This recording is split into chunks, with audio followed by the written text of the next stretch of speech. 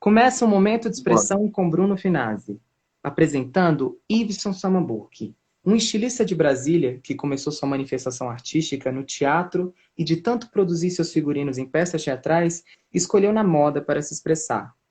Quebrando o cacoete de uma entropia comportamental dos jovens do Distrito Federal, o Ney Matogrosso os representou dizendo: rompi tratados, tirei os ritos, quebrei os lances, lancei no espaço um grito, um desabafo.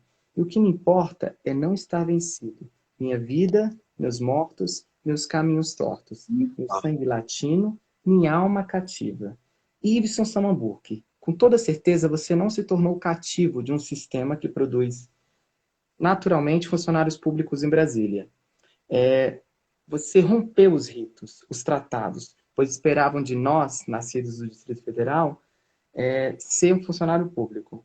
Quando você percebeu Uhum. que não se encaixou nesse sistema, nesse comportamento que ia se repetir com você, porque seus pais são funcionários públicos e você não. Como é que funcionou que você não, como você percebeu que não se encaixava nisso?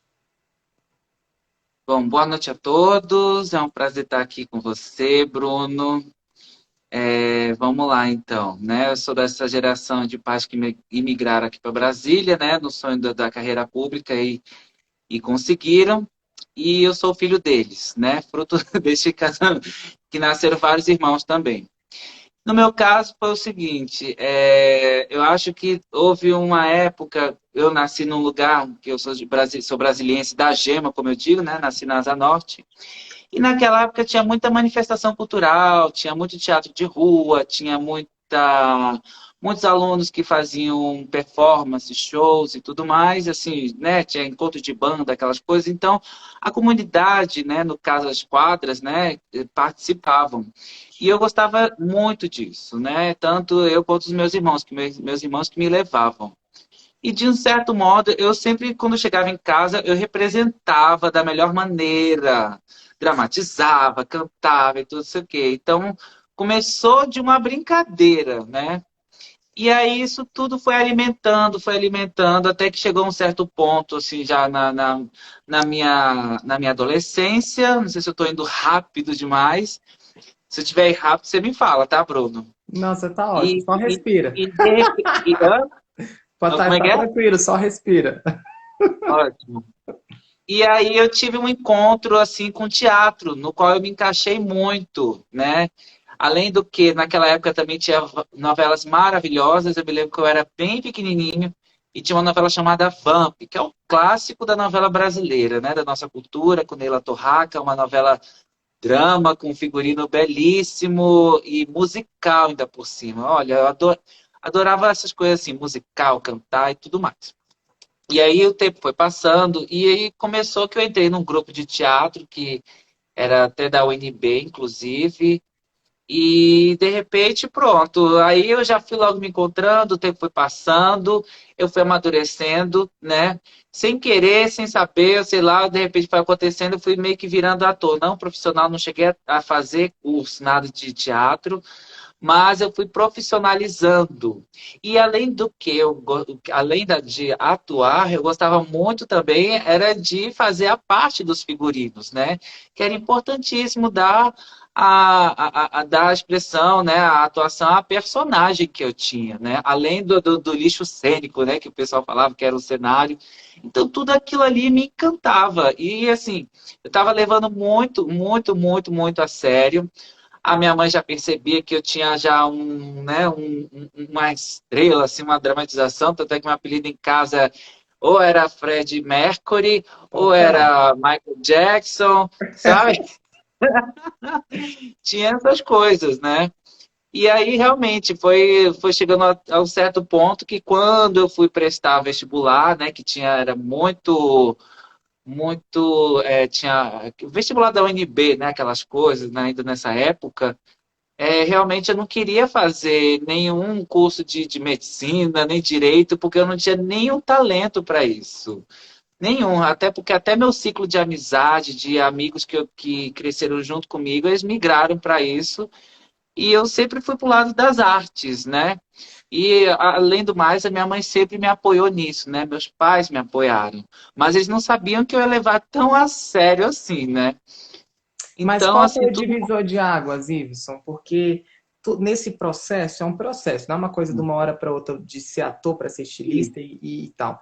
Tem um processo. E qual foi o divisor, qual foi o momento, a palavra, o que você sentiu, um insight, porque acontece muito isso. Eu sempre gosto muito de falar, porque acontece muito essa É. intuição artística dentro de mim para me seguir o meu caminho. Que você entendeu Aham. que eu posso compor de uma forma profissional um figurino, e figurino não é Uhum. só um figurino, eu posso criar um conceito como estilista, mudar todo um comportamento de uma sociedade, estimular uma Uhum. tendência de um comportamento. Como é que foi Uhum. isso? Qual foi? Porque você falou que teve um apoio da sua família. Só que sua mãe, Isso. você me falou, quando a gente conversou fazendo seu roteiro, que ela não te apoiava para ser ator, mas sim para É, não estilista, tudo apoiava bem. mesmo. Mas, enfim, Não é uma sua arte, carreira. sua manifestação artística, todo mundo na sua casa apoiava para ser Uhum. artista, não como ator, mas como estilista. E Isso. qual foi esse gap aí, esse divisor de águas para você? Qual foi o momento? É, porque a carreira de ator ela não é rentável. Por mais que naquela época ainda tinha um mercado em Brasília, minha família, como várias outras famílias, também não tem conhecimento de arte, né? Então, como migrar numa carreira dessa, como fazer e tudo mais, apesar que tinha agência, aqueles negócios todo, mas tudo era uma enrolação, né? E, de repente, eu acho que, de um certo modo, assim como teve a fase da rebeldia, né, logo assim, da adolescência até os 18 anos, eu customizava muitas roupas, né, fazia até hoje em dia se chama upcycle, que é um nome em inglês, que é uma reciclagem, então você faz um patchwork que, na verdade, mistura vários tipos de tecido, então fica uma harmonia legal. E também, assim, pessoas que estavam próximas de mim, né, notavam que eu já tinha um senso estético para moda mesmo, né? Antes de repente dar um plim, né? Eu gostava muito de moda, mas para mim moda era só o desfile, como todo mundo conhece, eu A conhecia, grosso né? modo, né? Um conhecimento a A grosso grosso modo, muito vago, modo, né? exatamente.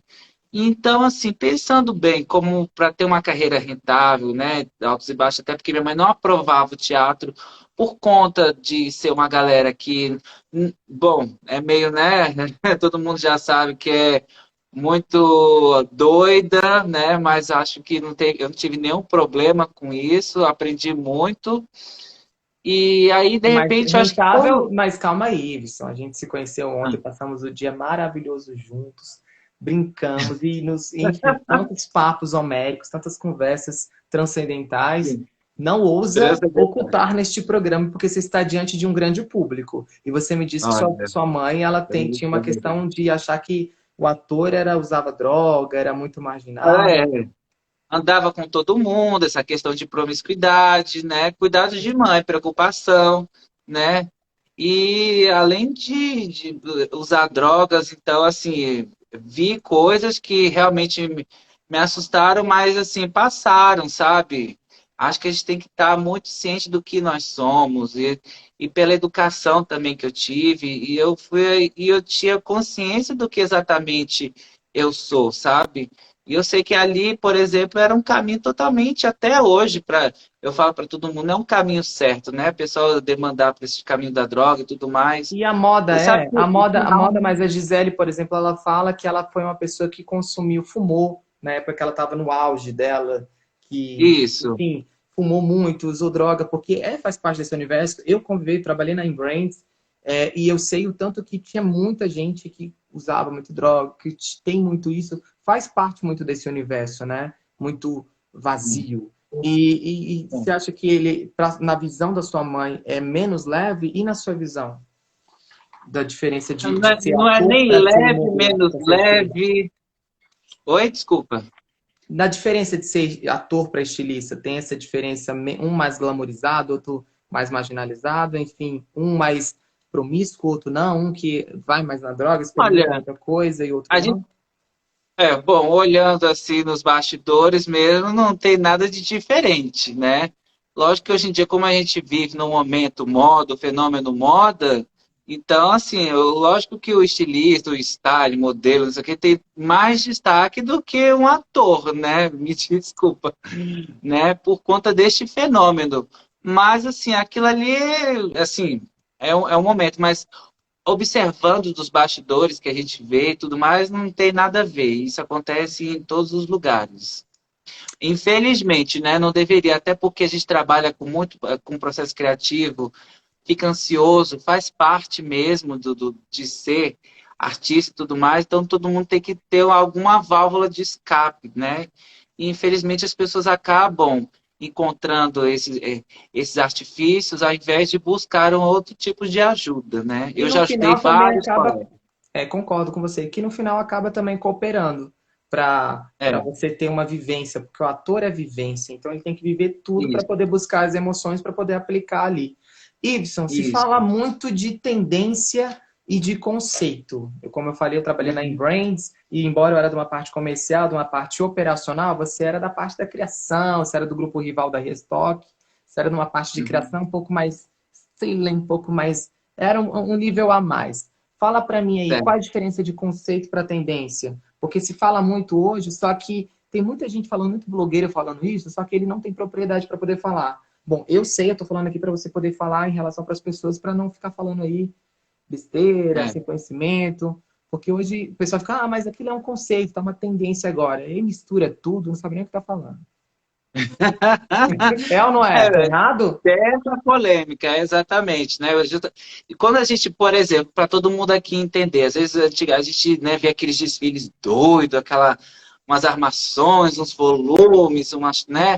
Algo que foge do nosso olhar, Cotidiano. né? É. Na coisa comum, isso é uma apresentação de um conceito, um desfile conceitual, na qual o estilista, uma marca, ele defende o ponto de vista que ele acha que aquilo ali possa a traduzir, na verdade, o nosso espírito do tempo, por exemplo, né? Pode ser uma dessa, pode ser ou uma ideia totalmente artística, porque, por exemplo, a gente fala de feminilidade, ou então o amadurecimento da mulher e tudo mais. Então a gente pode fazer o conceito de uma mulher superpower, né? Uma mulher que pode ser também binária, tanto faz, porque isso depende de cada marca.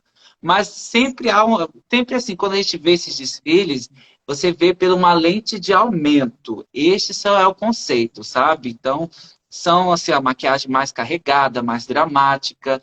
Então, se passa muito essa questão do, por exemplo, a gente chama de macro tendência, né? Que é uma pesquisa, na verdade, comportamental, né?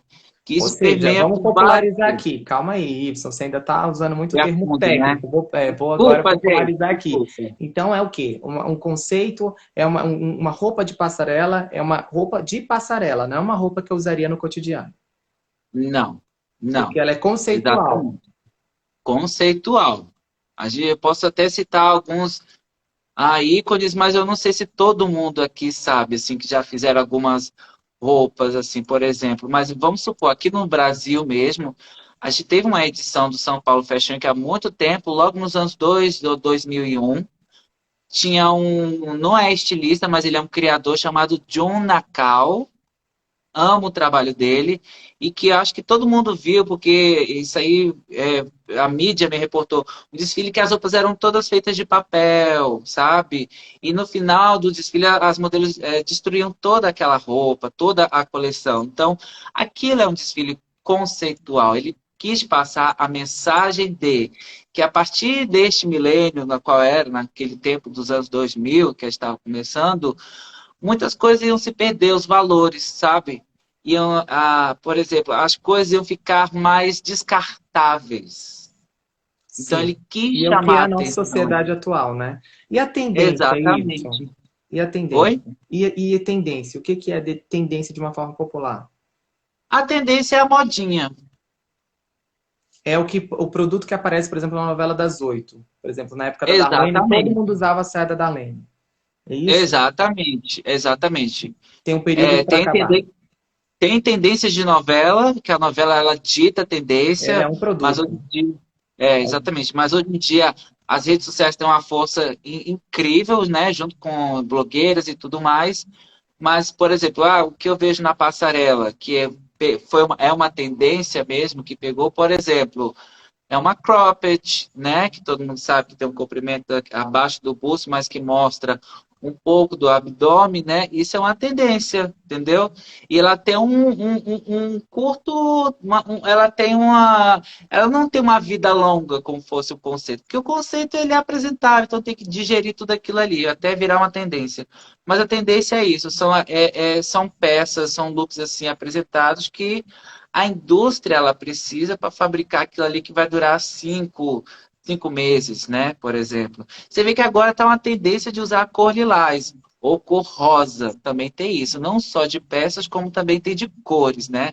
Aquele rosa pink. Hoje está numa ferveção do rosa pink. É.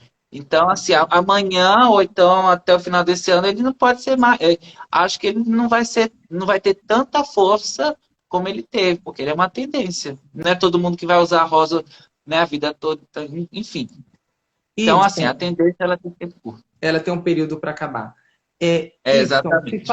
o Clodovil falava muito, eu comecei a dar uma nota de esclarecer e aproveitando isso, essa pergunta está dentro do roteiro. O Clodovil falava muito sobre que o que ele fazia era moda e o que surge aí é modismo. É atrelado a isso que a gente falou sobre conceito e tendência, ou ele estava falando de uma industrialização, de uma massificação desordenada, no qual tirou o prestígio dos costureiros da alta costura, né, que tinha que criar uma exclusividade para cada pessoa, personalidade que ele fazia. Eu não estou te ouvindo direito. Fala um pouco mais perto. E agora, posso repetir? Agora sim. É, mas a O sua voz ficou Clodovil muito longa. falava muito de moda, de que o que ele fazia era moda e não modismo, né? Que o que Uhum. se faz atualmente é modismo. É a ver linkado com o que você disse sobre esse conceito e tendência, ou é linkado ao que ele fala sobre essa exclusividade que ele produzia, a personalidade, e que depois, agora com a industrialização, com a massificação, com o fast fashion, ele tirou essa exclusividade, tirou esse prestígio, todo esse glamour da alta costura e massificou. Por que ele dizia isso? Linka, né? Porque completamente ele fazia isso com maior maestria, né? Ele era foi uma época que o estilista ele tinha uma voz, ele editava uma moda. Então ele tinha essa missão. Ele não era como casas como tinha no Rio de Janeiro, Casa Raquel, que fabricava modismo, modinha e tudo mais. Então, ele trazia esse repertório enorme da alta costura, né? E esses valores todos. Mas aí depois cada um teve seu tempo, né? Ele, Denner. Yves Saint Laurent, a pronúncia do seu Yveson, né? Se escreve Moi. de uma outra forma, mas tem a mesma pronúncia aqui no Brasil. Todos sempre de Uhum, alta costura, inclusive Clodovil, inclusive Dene Pamplona. uhum. A alta costura também sempre te seduziu, né, Ibsen? Porque você gosta de um luxo, você gosta de um glamour também, de um brilho. Mas você não se dedicaria, por exemplo, a um prêt-à-porter, que foi o caso do Clodovil, numa época bem consciente, bem espiritual da vida dele? Do pré-porter o quê? O Desculpa. prêt-à-porter, você não se dedicaria a um prêt-à-porter? Com certeza. O pré-porter ele tem o seu valor, sim. Eu falei aqui, até esqueci do pré-porter, né? Isso. O pré-porter, ele é como fosse a gente é uma expressão que chama, ele pode ser que tem alta costura, mas tem um termo francês que chama demi, que é meia, né? Então o pré-porter, ele vai aí entre é tão difícil explicar isso, porque hoje em dia até o pré-porter caiu, sabe? Hoje em dia nem se usa mais. Existe o pré-porter, que é a pronta entrega, coisa que o Yves Saint Laurent e outros estilos colocaram aí no século passado. Mas realmente o pré-porter ele tem o seu valor, mas ele tem ele cheira essa peça de alta costura. Não é totalmente, chama de demi, né? Demi couture, que é Sim. meia Um é meio como se fosse termo. alta moda. Pronto, vamos Um explicar assim. equilíbrio. Exatamente. Um pré-à-porter hoje em dia a gente pode dizer que é uma alta moda. Ibson, falando dessa conscientização de moda, o Preta-Porter foi só um ensejo para eu poder entrar onde eu quero chegar.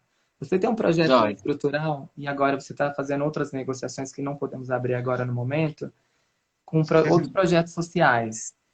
Você desembolsou um valor expressivo para poder fazer o Paranauê acontecer, o negócio acontecer, E, né? E como aí, todo estilista e micro e empresário, né? só que a sua indústria, a sua classe, eu sou da mesma classe que você, só que você é da moda e eu sou da arte, do teatro, enfim. Já. Mas ambos nós somos artistas. E nós somos estigmatizados, né? O meu estigma Uhum, do ator é o quê? Que não existe amizade, que todo mundo quer puxar a rasteira do outro, que acontece, foi o que eu citei aqui no início da entrevista, no início da uhum. live, antes de começar a entrevista. E você, o seu estigma do pessoal da moda é que é muito fútil, é um mundo muito raso, é um mundo muito abstrato de uma realidade de um Brasil, de um país de terceiro mundo.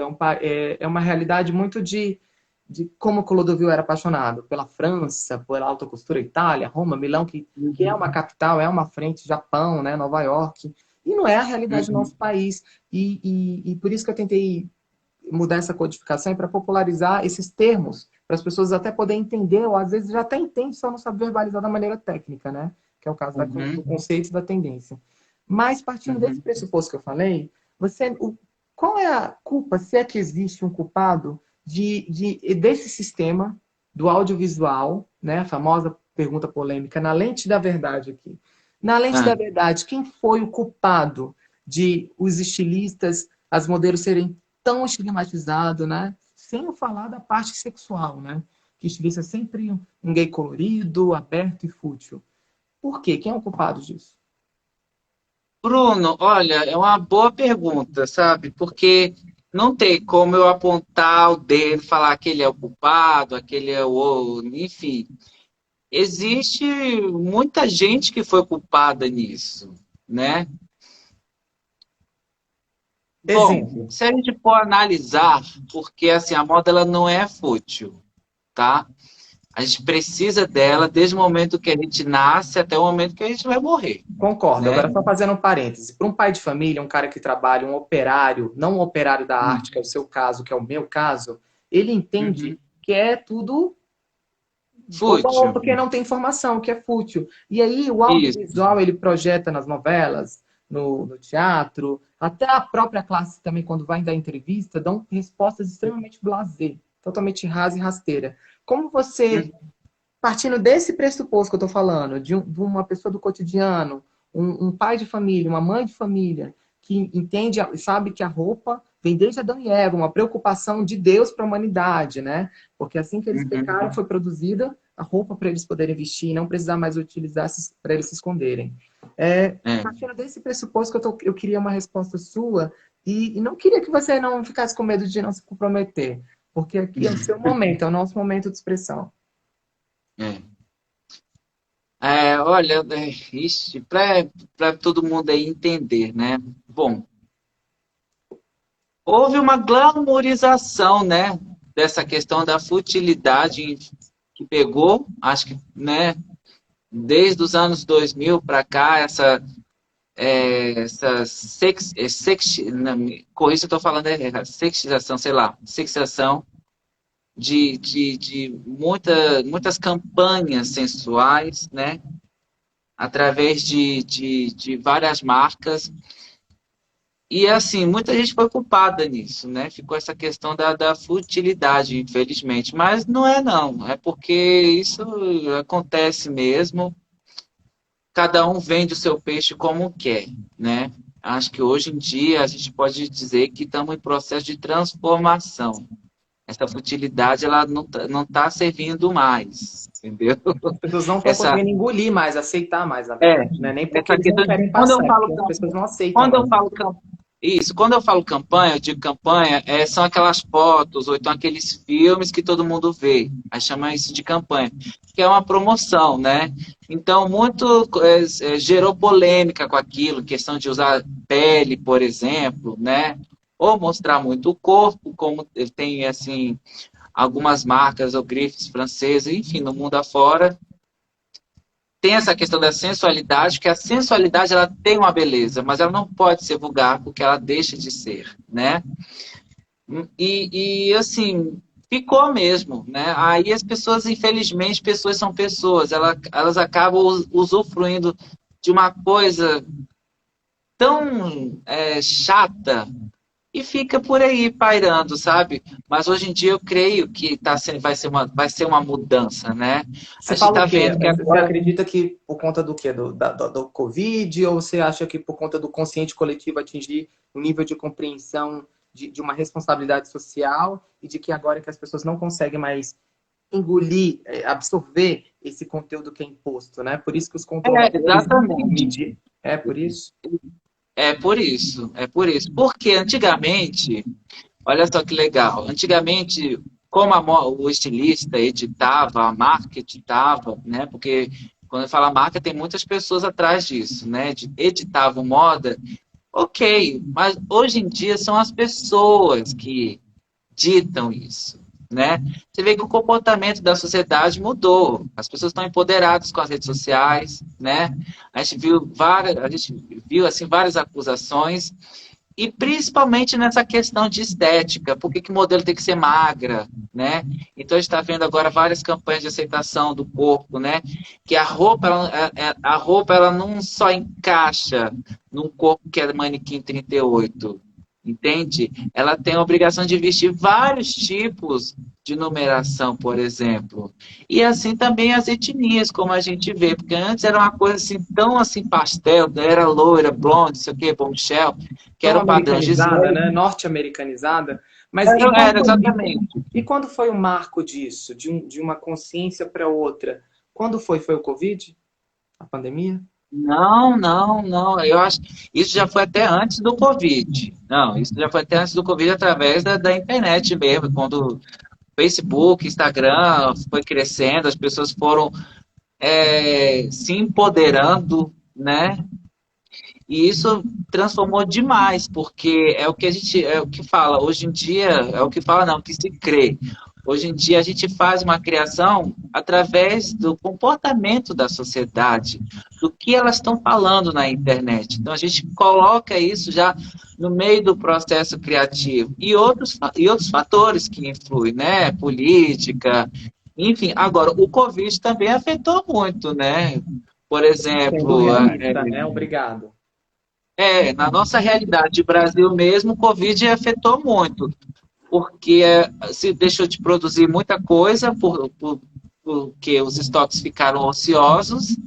Então, houve marcas e outras marcas e varejo que produziram peças mais confortáveis, né? E denomina o nome de Comfy, que é em inglês, né? Mas isso é só um período, né? Não vai deixar de dar aquela coisa do desfile conceitual, né? Que isso vai morrer. É este momento que estamos transitando, né? Nessa E transição, sempre. você como estilista, você é um cara muito visionário. Te conheci ontem, eu posso falar isso. Veio sempre à frente do tempo. Você é o visionário porque você é a representação no seu corpo por ser um não binário, né? Por ser uma pessoa andrógena, aquela coisa que consegue ter uns dois polos muito fortemente você. A moda, desde Zizi Croquettes, desde todo David Bowie, brilhante, incrível, vem Tudo. falando isso de muitos anos, desde a década de 60, aí depois agora ficou muito forte em 2006, 2004, só que nunca chegou para a nossa realidade de terceiro mundo por uma cultura de terceiro mundo fraca em educação e judaico-cristã muito doutrinada. É, você acredita que agora, e agora está todo mundo nessa pandemia, como você mesmo disse ontem para mim, que está todo mundo se descobrindo não binário, né? Eu queria que você falasse, você acha que vai ser uma tendência ou veio isso para ficar? Porque, ou você acha que não vai chegar também? Porque eu acho tão utopia para o Brasil, né? Porque nos Estados Unidos é super normal, mas no Brasil o macho brasileiro é tão enraizado isso, né? É um paradoxo, né? A gente tem isso. Bom, essa questão do não binário, binarismo, o nome só mudou de nome. Isso sempre existiu na moda, né?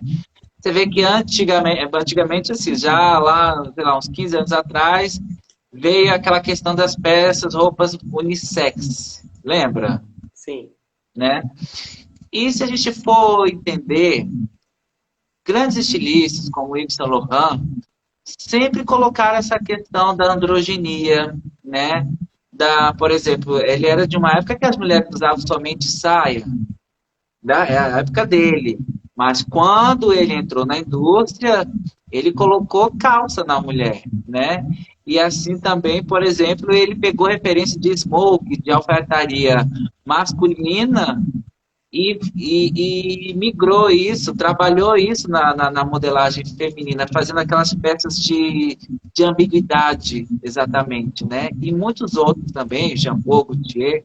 Aqui no Brasil, a gente pode ter o Alexandre Redkovic, né? Que a gente não pode deixar de falar, né? Teve muitos outros, Tardiamente, Ronaldo mas também Fraga, teve, né, o Alexandre. exatamente, o Alexandre. Então, assim, a moda sempre foi assim, foi visitar o guarda-roupa masculino, foi visitar o guarda-roupa feminino, foi misturando os dois. E lógico, isso é uma coisa que vai e volta, mas sempre existiu, Mas e né? realidade de Brasil, Iveson? Estou falando da nossa A realidade de nossa, Brasil.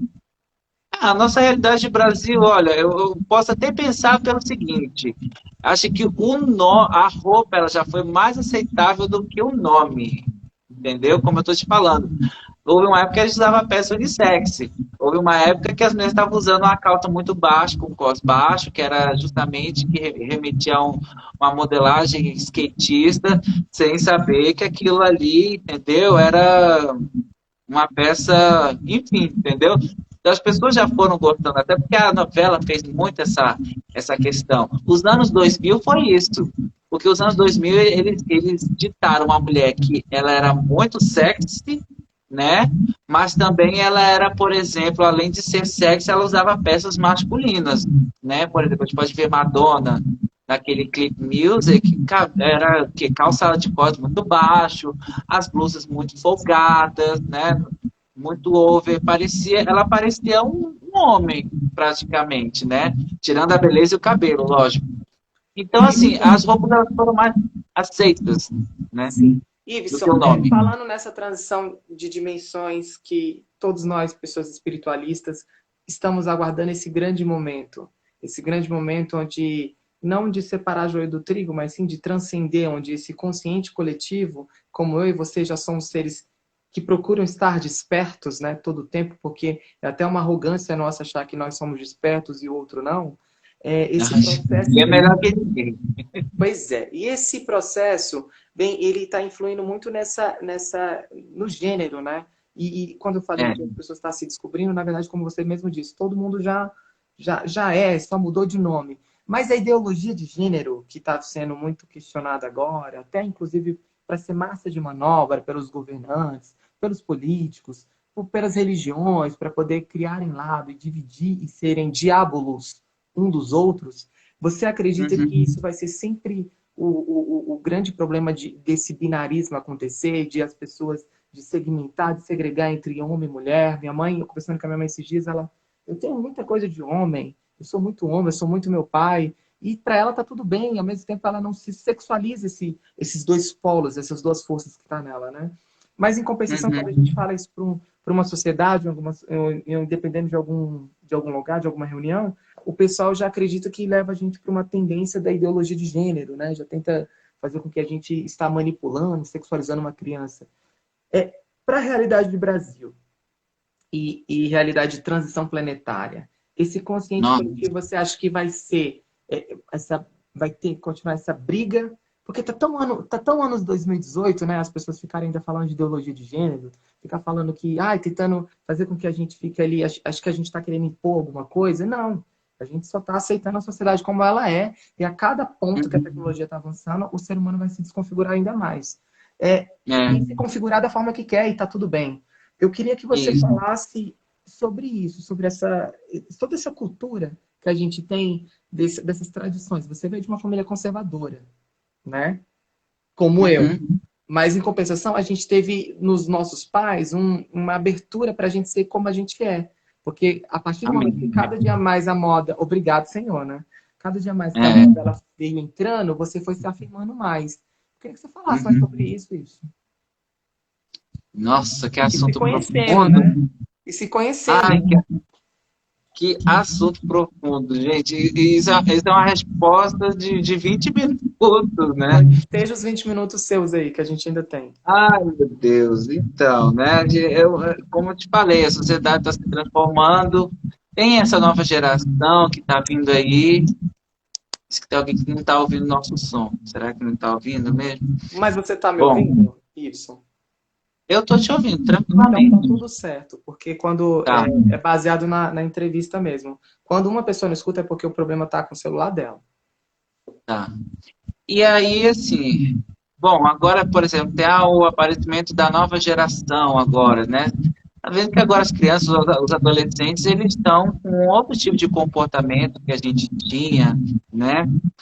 E cada vez mais a estética agora está mudando, né? A gente tinha um gosto e tal, hoje em dia você vê essa influência deles, essa questão dos jogos digitais, a maneira como é que eles pensam, né? Que hoje em dia eles nasceram num mundo que tem a internet, que existe já a globalização, que é muito mais fácil de descobrir, né? Eu acho que já nasce com esse feeling. Não sei se eu estou te respondendo, né? Sim. Mas vai me auxiliando aí. Não, eu quero ouvir de você.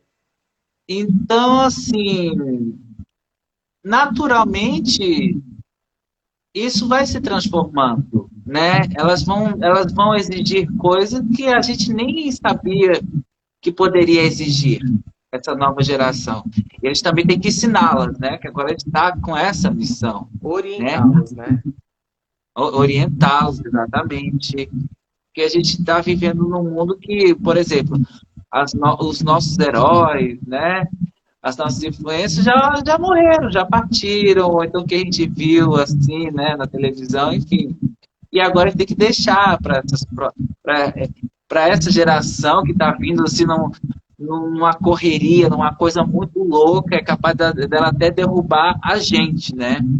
E eu digo sinceramente que eles são até mais fáceis de se adaptar às coisas do mundo do que a gente, né? Por exemplo, a gente teve uma limitação muito grande com a Covid. Os adolescentes, eu acho que, tirando o comportamento, como tem, né, na fase do ser humano, mas acho que eles absorveram muito bem com isso. Então, pode dizer que é uma geração que já pegou de cara uma pandemia. A gente já cresceu, já amadureceu, e até para entrar aqui dentro da gente foi difícil. Então, eles já vieram com este preparo, assim como outros também que ainda vão nascer, vão estar vindo aí. E, por exemplo, você falando de binarismo, eles estão vindo com essa questão também da sexualidade, né? Sexualidade, né? Que você vê. Exatamente, É uma exatamente. abertura muito maior do que o encaretamento dos nossos pais, né? Exatamente. Olha, você falando, a gente falou de conceitual, de conceito, olha só que legal. E de macro tendência, que macro tendência é isso que fica pairando no ar. É uma coisa que a gente sente, e a macro tendência ela dura aí por 20, 30 anos. Por exemplo, temos a sustentabilidade, é uma macro tendência. Entendeu? Ela chegou realmente para ficar, agora a gente vai adaptando. A questão do empoderamento das mulheres, né? As mulheres vão tomar a vez, né? A volta das Amazonas. E agora, pensando bem, tem a questão do binarismo e não binarismo, né? Que está juntamente com essa geração Z que todo mundo diz, né? Que elas Iveson, não... mas você me deu a resposta. Agora, o que está fora de moda? O que está fora de moda? A moda está fora de moda? Ou o que está fora de moda? Se fala muito isso, o pessoal está usando muito esse jargão. A moda está muito fora de moda e não sei o quê. O que realmente está fora de moda? Olha, eu falo, a moda ela ficou bêbada várias vezes, a moda ela se perdeu, a moda ela foi refém de um sistema, entendeu? Da industrialização, dessa coisa louca que a gente está vendo agora, porque se a gente for dividir, tem a industrialização que, como todo mundo diz, que é uma indústria que polui muito, né, a indústria da confecção, além de empregar muita gente, esse lado importante. tá?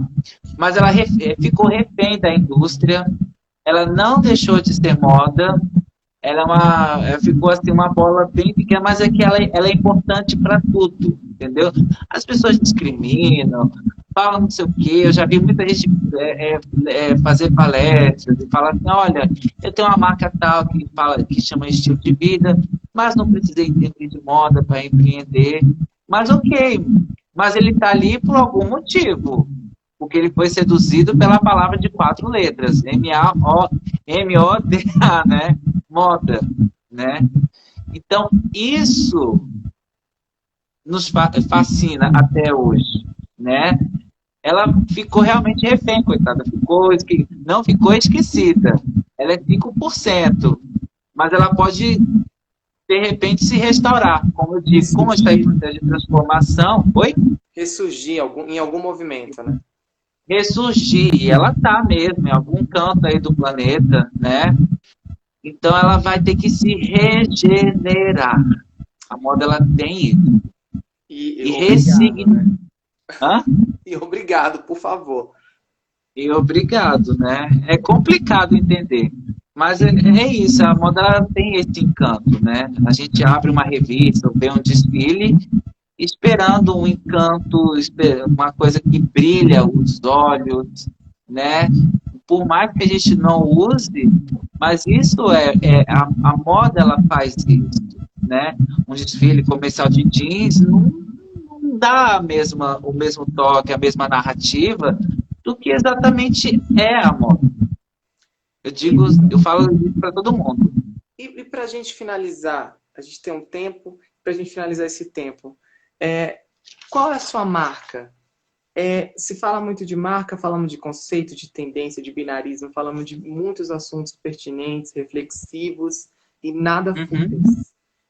A sua marca, qual é a sua fé, qual é a sua identidade? O que é o Iveson? Além dessa lente, além desse rosto, além dessas roupas chiquérrimas que você usa, além dessa consciência, além dessa responsabilidade social, o que está além? Qual é a marca do Iveson? A marca do Iveson é a marca do Iveson Samabook, é uma marca que tem responsabilidade em entender as pessoas e trazer, imprimir, traduzir o belo que tem nelas. Essa é a minha missão, entende?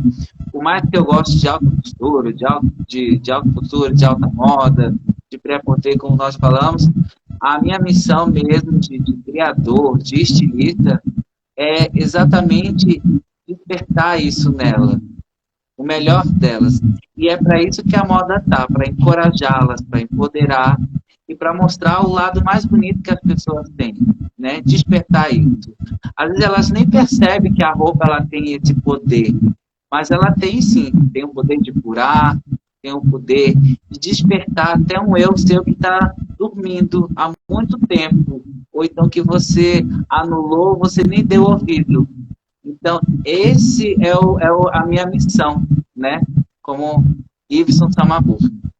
Iveson Samabook, você não falou a marca da sua espiritualidade, da sua transcendência. Qual é a marca? Qual é a transcendência dessa marca? Transcendência? O seu religare. Qual a sua fé, a sua espiritualidade, o seu amuleto, o seu totem? Quem é que te transcende? Quem é que faz? Quem é o seu mediador? Ai, meu Deus, o tempo, né? As pessoas. Eu sou uma pessoa que eu sento muito e gosto de observar, sabe? Então, lógico, tem, por exemplo, várias histórias, várias pessoas que me fascinam, vários estilistas também, como, né, por exemplo, Yves Saint Laurent, Pierre Cardin, né? Karl Lagerfeld, Lino Villaventura, maravilhoso aqui, mas assim, o tempo é tão legal a gente ver essa transformação, como eu falei, dessa geração que está vindo aí. Eu acho que isso tudo colabora com o que eu penso. Será que eu respondi certo? Não existe certo ou errado. É observação. Então, um novo tempo, a nova era, né, Iveson? Mas já tá, não precisa nem vir, já tá. Amém. que venha a nova era, que venha o que já está, o que já existe. Iveson, muito obrigado por essa entrevista, obrigado por você estar aqui no meu programa, obrigado por você estar nesse podcast. Muito obrigado mesmo, viu? Obrigado, Bruno. Valeu. Acompanhe essa e outras entrevistas com artistas do cotidiano e famosos no podcast e canal do YouTube Momento de Expressão com Bruno Finazzi, estimulando a você ter consciência de si e resgatando a sua autoexpressão, contribuindo para uma sociedade com propósito. Momento de Expressão com Bruno Finazzi, ao vivo, todas as quintas-feiras pelo Instagram Bruno Finazzi, sempre a partir de hoje, às 19h30. Um beijo, Iveson. Às 19h30. Beijo, Bruno. Beijo, gente. Beijo para quem acompanhou. Obrigado. Obrigadão.